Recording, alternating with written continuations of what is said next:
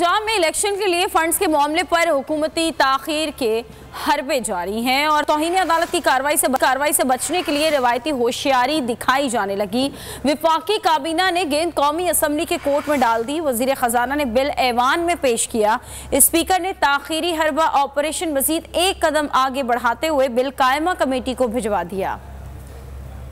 Election funds के इजरा में आए बाएं शाएं बरकरार। मामले पर समीउल्लाह से कलीमुल्लाह और कलीमुल्लाह से समीउल्लाह किया जाने लगा। तौहीन अदालत की तलवार सर पर लटकी। हुकूमत ने बचने के लिए रिवायती होशियारी का ट्रैक पकड़ लिया। 21 अरब के फंड्स के मामले पर वफाकी काबीना सर जोड़कर बैठी। गेंद कौमी असम्बली कोर्ट में फेंक कर हाथ खड़े कर दिए गए। मामला ऐवान ज़ेरी में आया। स्पीकर ने रिवायती एजेंडा मुअत्तल कर डाला। इसहाक डार अखराजात बिल पेश करने खड़े हुए। तकरीर में बेशतर वक्त रिवायती इल्जाम तराशी करते रहे। जनाब स्पीकर, PTI की क़यादत मुसलसल कोशिश कर रही है कि कौम में मायूसी और इंतजार फैले। तवील तहमीद बांधने के साथ अखराजात बिल पेश किया। स्पीकर ने ताखीरी हरबा ऑपरेशन मजीद एक कदम आगे बढ़ा दिया। बिल कायमा कमेटी के सुपुर्द करके जान छुड़ा ली गई। बिल कमेटी को ऑटोमेटिकली रेफर हो गया। कौमी असम्बली का इजलास जुमेरात दिन 2 बजे तक मुलतवी कर दिया गया।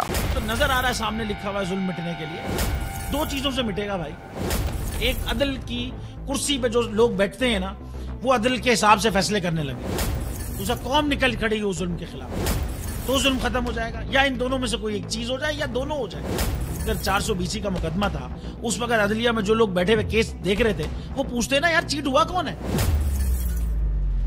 जब उनको दिखता कोई चीट नहीं हुआ, केस खत्म कर देते। तो जालिम जुल्म कर ही नहीं पाता। 9 जजेस ने नोट बिफोर किया मेरे केस को यार, 1.5 साल चला।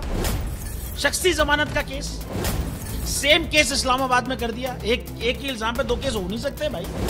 मतलब 60 दिन का वक्त होता है। 102 दिन के बाद मैं जीत गया, केस बरी हो गया। 102 दिन के बाद अपील फाइल की, एक्सेप्ट कर ली। नहीं करते ना एक्सेप्ट, खत्म हो जाता ना जुल्म यार।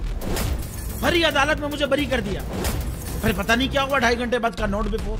मैं नहीं सुनता ये केस, खड़े रहते अपने फैसले पे, मिट जाता जुल्म। अल्लाह ताला ने बिठाया इन कुर्सियों पे इनको यार, ये अल्लाह ताला की तरफ से फैसले करने हैं।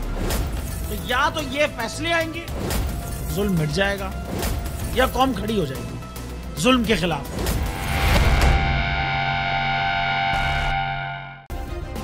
सब्सक्राइब करें और बेल दबाएं ताकि कोई खबर रह न जाए।